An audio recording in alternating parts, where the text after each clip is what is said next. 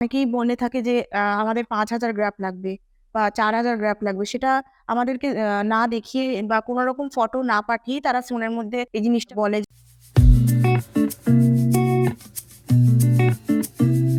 Hello friends, welcome to our channel am here care clinic. আজকে যে বিষয়টা নিয়ে আপনাদের সামনে আলোচনা করব সেটা হচ্ছে অনেকের মনে প্রশ্ন আসে যে হেয়ার ট্রান্সপ্লান্টে ডেনসিটি কতটা কি গুরুত্বপূর্ণ।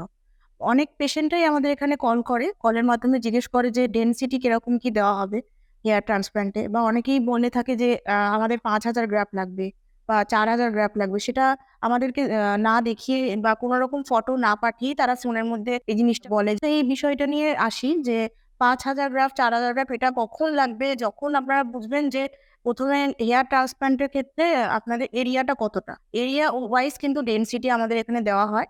প্রথমে আপনাদের এখানে ডক্টরকে কনসাল্ট করতে হবে, এসে দেখাতে হবে। গ্রেড 1, 2, 3 এসব বার্নেসের ক্ষেত্রে কিন্তু একেক রকম ডেনসিটি এখানে দেওয়া হয়। যার যতটা প্রয়োজন এবং আপনার ডোনার এরিয়া যদি ঠিকঠাক থাকে সেখান থেকে কতটা বের করা দরকার সেই বুঝে কিন্তু এখানে ডেনসিটি দেওয়া হয়। কেউ যদি গ্রেড 1 বার্নেসে বলে থাকে যে আমরা ৫,০০০ লাগাবো বা ৩,০০০, বা অনেকেই এটা বলে অন্য ক্লিনিক থেকে বলা হয় যে ৫,০০০ লাগবে, আমাকে করে দিতে হবে। এটা কিন্তু একদমই এখানে হয় না। এখানে ডক্টর যেটা আপনাকে রেকমেন্ড করবে, যতটা আপনার লাগবে এবং যতটা আপনার ডোয়ার এরিয়া থেকে বার করা যাবে, এটা নিয়েই আমরা কিন্তু ডেনসিটির উপর গুরুত্বটা দিই। এবং আপনারা এই ভিডিওটা দেখতেই পাচ্ছেন, এই পেশেন্টের কিন্তু গ্রেড 2 থেকে 3 বার্নেসের মধ্যে জায়গাটায় করা হচ্ছে আজকে। এনার মোটামুটি অ্যাপ্রক্স ২৫০০ গ্রাফটের এখানে সার্জারি হচ্ছে। এর বেশি এনার এই এরিয়াতে লাগবে না। যতটা এনার লাগবে ডক্টরের সাথে ইনি আগে এসে কনসাল্ট করেছেন, দেন আমরা সার্জারিটা প্রসিড করেছি। তো ২৫০০ গ্রাফট এনাফ এনার এরিয়ার জন্য। এবারে অনেকেই বলে যে অন্যান্য ক্লিনিক তো ৫,০০০ করে দেয়, ৩,০০০ করে দেয় একটা এরিয়ায়। তো সেটা তাদের ব্যক্তিগত ব্যাপার। সেই ক্লিনিকে কি করা হচ্ছে না হচ্ছে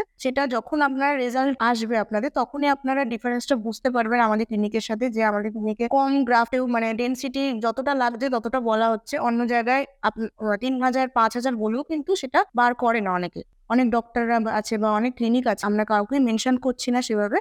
যেহেতু আমাদের এখানে এই প্রশ্নগুলো উঠে আসে সেই জন্য এই ভিডিওটা বানানো। তো আমাদের এখানে ডক্টরের সাথে কনসাল্ট করবে সর্বপ্রথম এসে, এবং তার উপর আপনাকে ডক্টরই সাজেস্ট করবে কতটা কি ডেনসিটি এবং কতটা কি গ্রাম দেওয়া দরকার। এরপরে আসি ডেনসিটি দেওয়ার সময় অনেকেই বলে যে যখন আপনাদের ৬ মাস পর রেজাল্ট আসবে তখন রেজাল্টের সময় আর্টিফিশিয়াল লুক দেয়।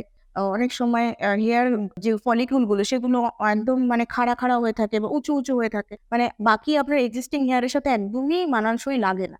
সেক্ষেত্রেও কিন্তু যখন সার্জারি করা হবে তখনই কিন্তু যে ক্লিনিক থেকেই করাচ্ছেন না কেন সেখানে ডেনসিটি যখন দেওয়া হবে বা স্লিটস যখন বানানো হবে তখন কিন্তু একটা অ্যাঙ্গেলের ব্যাপার থাকে, যেই অ্যাঙ্গেলে আপনার হেয়ার ফলিকিউলটা পরবর্তীকালে বড় হবে এবং সেটা আপনার রেজাল্ট হিসেবে আসবে। আপনারা যে ডক্টরের সাথে কনসাল্ট করবেন সেখানে কিন্তু অবশ্যই কথা বলে নেবেন। এখানে দেখতে পাচ্ছেন যে স্লিটস করা হচ্ছে এবং একটা অ্যাঙ্গেল দেওয়া হচ্ছে, যেটা ওনার রেজাল্ট আসার পরে আপনাদের সাথে শেয়ার করে দেবো নিশ্চয়ই, যে ওনার কেমন ধরনের রেজাল্টটা এসছে।